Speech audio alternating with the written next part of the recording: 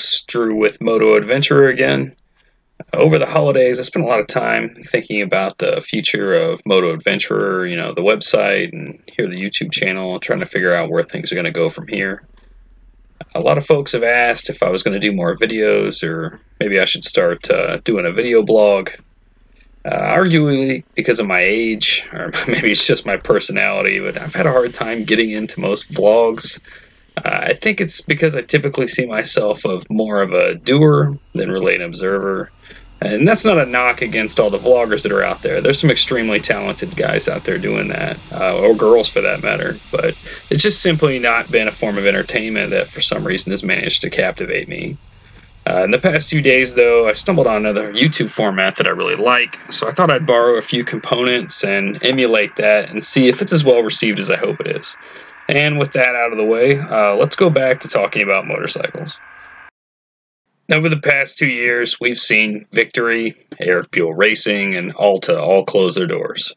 Meanwhile, Harley-Davidson is shutting down their Kansas City plant as part of a consolidation plan.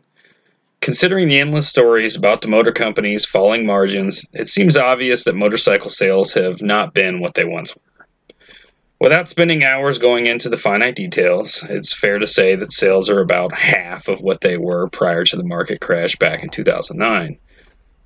Until just recently, automotive sales have steadily climbed since the bottom fell out in 2009, while motorcycle sales have pretty much stayed stagnant. Stories of this doom and gloom were quite the persistent theme in the motorcycle media over the past year or so. Needless to say, I spent a lot of time reading these articles, especially regarding Victory's closure, and naturally couldn't help asking myself, what's the future of motorcycling? I have to tell you, I don't see myself as a person that normally subscribes to negative news. I think most of us have heard the expression, if it bleeds, it leads, in reference to the nightly news. A mantra that I believe has led to the sensationalized 24-hour news cycle, and sadly, I fear has led to a negative mob mentality that has arguably affected the social culture of this country. For that reason, I don't subscribe to it, and generally tune out the news outlets and their scare tactics.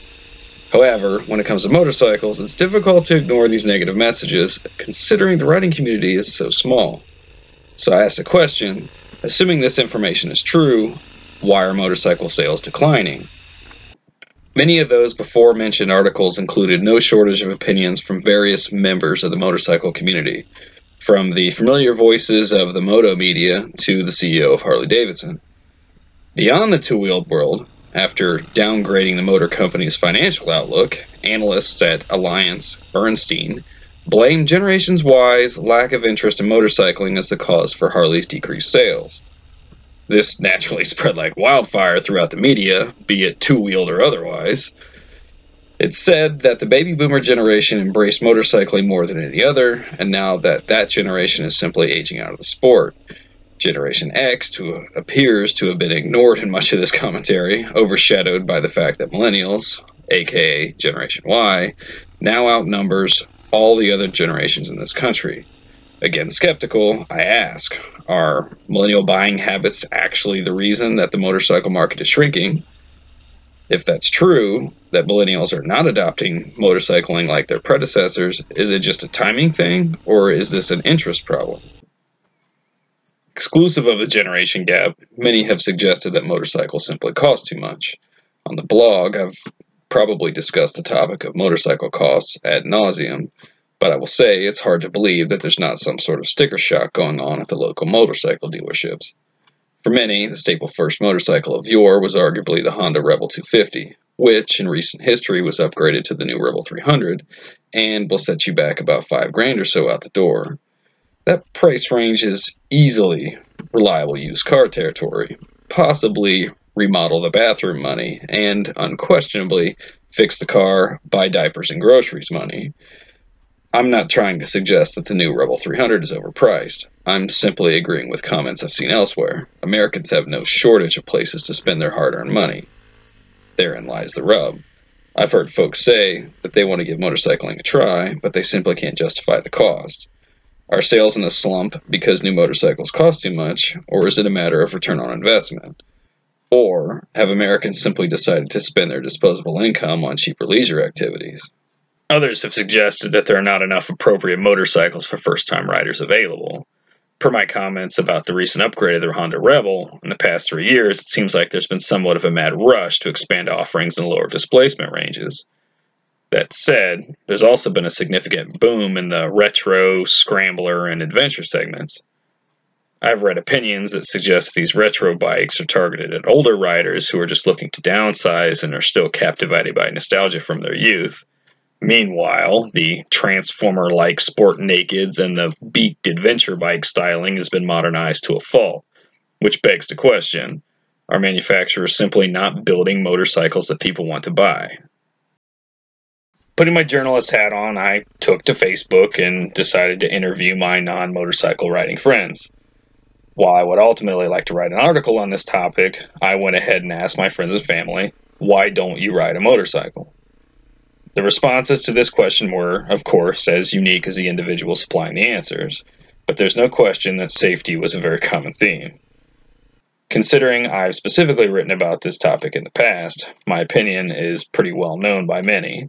However, we cannot deny that the non-riding community's perception that motorcycles are less than safe. I'll admit, my opinion of the dangers of motorcycles might be wrong, so with respect to the possible decline of the sport, I ask, is motorcycling simply too dangerous for most people? If you read my blog or regularly tune into the YouTube channel, my passion for everything two wheels is evident. A motorcycle is my daily commuter, as often as it is transportation to most social occasions. Longtime followers of Moto Adventure obviously know that the motorcycle is my preferred means of travel and leisure, be it urban exploring or the deep backcountry adventures. Motorcycling has put me in contact with the most genuine people. And in many ways, motorcycles have helped me reintegrate to civilian life after my career in the military. While I don't fear that motorcycles will suddenly be wiped from the landscape, there's no denying that I do believe that motorcycles are in the midst of a potentially major market shift, with cars not too far behind. As I'm obviously heavily invested in this lifestyle, if you will, I want to help curb its possible demise, meanwhile welcoming new members into such a rewarding community. If we're going to promote the future of the sport, we first need to understand what's actually happening by asking the right questions. So again, I ask these questions. Is the millennial generation responsible for declining motorcycle sales? Are manufacturers not selling bikes that people want to buy? Has riding become too expensive compared to other leisure activities? Or has motorcycling simply become too dangerous? Ultimately, I suspect that we'll find truth behind each of these accusations to some degree or another. The apparent decline in motorcycling is obviously a complex problem with a myriad of contributing factors, which levies the final, most important question. What do we need to change as motorcyclists, manufacturers, and ultimately a culture to help grow the sport? Or, in short, what is the future of motorcycling?